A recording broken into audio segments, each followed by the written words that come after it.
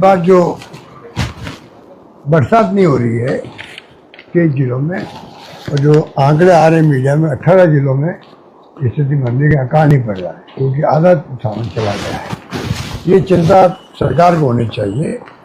अभी से ही वो जो है पानी का इंतजाम कैसे होगा उस वक्त में, पशुओं के लिए भी और मानवों के लिए भी, पशुओं के लिए भी, गायों के चारे के प्रबंध कैसे होगा और रोजगार कैसे मिलेगा, तमाम बातें जो है बहुत महत्व रखती है। ये सरकार को चाहिए कि उसको बहुत ज़्यादा प्रायोरिटी अभी से तैयारी करे और चाक चौबंद करे जिला प्रशासन को भी, स्टेट लेवल पे भी इसके बारे में तमाम कार्रवाइयाँ हों, समय पर सैंक्शन निकले, बड़ा उस पर स्थिति बिगड़ सकती है। ये मैं मेरे अनुभव से कह रहा हूँ क्योंकि पहली बार मैंने 4 अकाल भुगते हैं लगातार, 4 अकाल, तो इतना शानदार मैनेजमेंट हुआ, पूरे मुल्क की तारीफ हुई थी।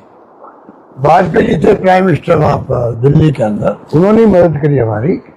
और आप देख लीजिए कि काम के बदले अनाज योजना, इतना शानदार काम चला और घरों में गेहूं की बोरियां रखने की जगह नहीं रही, इतना गेहूं मिल गया। तो भूखा नहीं सोएगा और कोई भूखा नहीं सोने के लिए इंतजाम किए कि कर्मचारी जो है गाँव के भी वो एक एक घर जाके ढूंढेंगे, कुछ संकोच में गेहूं नहीं मांग रहा है, कुछ क्या गेहूं पहुंचना चाहिए। उस वक्त बीजेपी नेताओं ने कहा था आपके तो भीख मांग रहा है दिल्ली में जाके बीजेपी गवर्नमेंट से। तो हमने कहा भीख मांगने मुझे शर्म नहीं आएगी, अगर मेरे प्रदेश की जनता किसी कीमत में भूखे नहीं रहनी चाहिए। कहने मतलब कि मैं ये आगाह कर रहा हूँ अभी सरकार, एक बात है। दूसरा जो है स्थिति आप देख रहे हो कि राजस्थान में बिगड़ती जा रही है। सरकार जब से आई है तमाम विभागों में पेमेंट नहीं हो रहे हैं, आप सोच सकते हो तमाम विभागों में नहीं हो रहे हैं, पेंशन टाइम पे नहीं मिल रही है।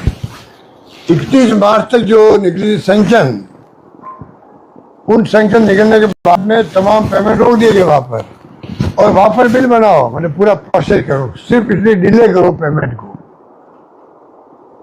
आप कल्पना कीजिए कि कितने लोग दुखी होंगे, कोई कल्पना नहीं कर सकता। मैंने सुना फाइनेंस सेक्रेटरी जो है एशियन फाइनेंस, सबसे अधिक भीड़ उनके कमरे के बाहर रहती। किसकी रहती है? रिटायर्ड कर्मचारियों की। उनका जो हक है पेंशन का, पेंशन क्या, जो उनका रिटायरमेंट बेनिफिट होता है जीपीएफ वगैरह, वो जो उनका खुद का पैसा जमा है वो पैसा भी सरकार चुका नहीं पा रही। ये मैं एग्जाम्पल दे रहा हूँ आपको।